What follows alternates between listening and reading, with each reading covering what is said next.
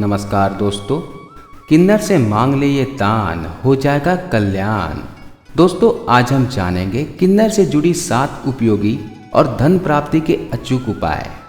जिस इंसान के जीवन में धन या पैसों की कमी होती है, वो हमेशा ही कई परेशानियों का सामना करता रहता है। प्राचीन काल से ही धन का महत्व काफी अधिक बताया गया है। धन संबंधी सुविधाओं को प्राप्त करने के लिए व्यक्ति को कड़ी मेहनत करनी पड़ती है। साथ ही धन की देवी महालक्ष्मी की कृपा की भी आवश्यकता होती है। शास्त्रों के अनुसार किसी भी व्यक्ति को कितना धन मिलेगा, उसका भाग्य कैसा होगा, इन प्रश्नों के उत्तर व्यक्ति के पूर्व जन्मों से जुड़े हुए हैं। इंसान के जैसे कर्म पिछले जन्म में होते हैं, ठीक वैसा ही प्रारब्ध या भाग्य नए जन्म में होता है। कई बार व्यक्ति पैसों की तंगी के कारण अत्यधिक परेशानियों का सामना करता है। इससे निपटने के लिए ज्योतिष में कुछ उपाय बताए गए हैं। व्यक्ति के कुंडली में यदि कोई ग्रह विपरीत फल प्रदान करने वाला है, तो उससे संबंधित ज्योतिष उपचार किया जाना चाहिए। तंत्र, टोने टोटके आदि क्षेत्र में किन्नर का बहुत महत्व है और उनके सहयोग से अनेक उपयोगी उपाय बताए गए हैं। इनके द्वारा अथवा इनके सहयोग से किए गए अनेक छोटे छोटे से उपाय तंत्र क्षेत्र में बहुत प्रचलित है। अपने अपने बुद्धि और विवेक से अपने नित्य जीवन की समस्याओं में इनका उपयोग करके देखें। पता नहीं किन उपायों से आपको आशातीत लाभ मिल जाए। पहला उपाय, बुधवार के दिन किसी बुजुर्ग किन्नर को कुछ सिक्के दे दें और उनसे प्रार्थना करें कि मैं दोबारा आऊं तो उनमें से एक सिक्का प्रसाद के रूप में मुझे दे दे।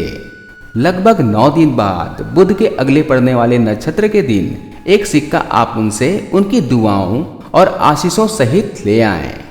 उनको हरे कपड़े में लपेटकर अपने गले, तिजोरी या फिर पर्स में सुरक्षित रख लें।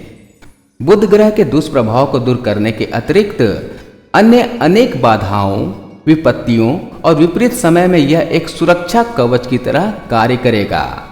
ऐसी मान्यता है कि किन्नर को किया गया दान अक्षय पुण्य प्रदान करता है। इनकी दुआएं व्यक्ति को हर विपत्ति से बचा लेती है।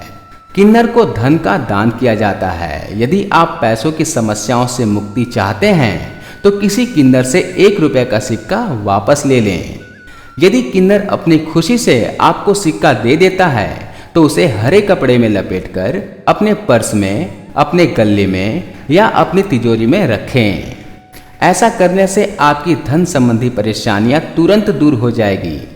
दूसरा उपाय, नवजात शिशु के जन्म से ठीक अगले आने वाले किसी बुधवार को अथवा बुध के किसी नक्षत्र में शिशु को किन्नर की गोद में दे दें। वह बच्चे को आशीर्वाद देगा, जो बच्चे के लिए बहुत ही भाग्यशाली सिद्ध होगा। तीसरा उपाय, बच्चे को किसी बुरी नजर के कारण शारीरिक कष्ट हो रहे हों और चिकित्सक आदि से उनका निदान न हो पा रहा हो तो 3-4 दिन लगातार बच्चे को किसी किन्नर की गोद में खेलने के लिए छोड़ दिया करें।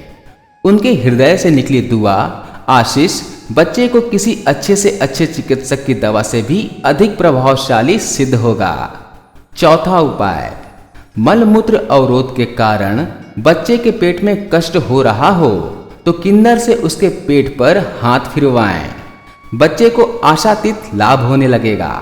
पांचवा उपाय, बच्चा यदि किसी असाध्य रोग से पीड़ित है और सब दवाएं निष्प्रभाव सिद्ध हो रही हों तो किसी किन्नर से कुछ दिन तक बच्चे की सेवा करवाएं।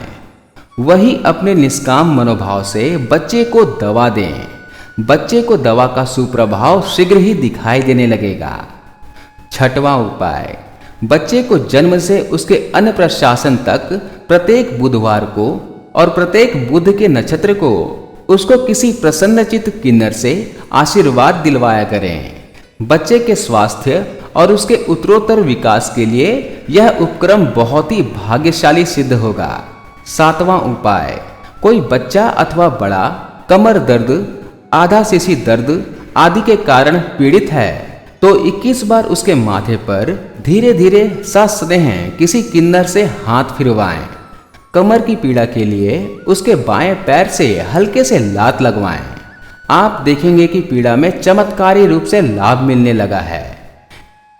एक बात अंत में यह अवश्य कहूंगा कि सफल मिलना अथवा ना मिलना अंततः निर्भर करता है अपने अपने कर्म और पुरुषार्थ पर। इन उपायों को भी एक पुरुषार्थ मानकर देखें। क्या पता कौन सा क्रम उपक्रम आपके लिए शुभ फलदायी सिद्ध हो। तो मित्रों, ये थे किन्नर से जुड़े हुए 7 उपाय जिनको करने से हमें प्राप्त होती है माता लक्ष्मी की कृपा और हमें मिलती है विभिन्न कष्टों से मुक्ति।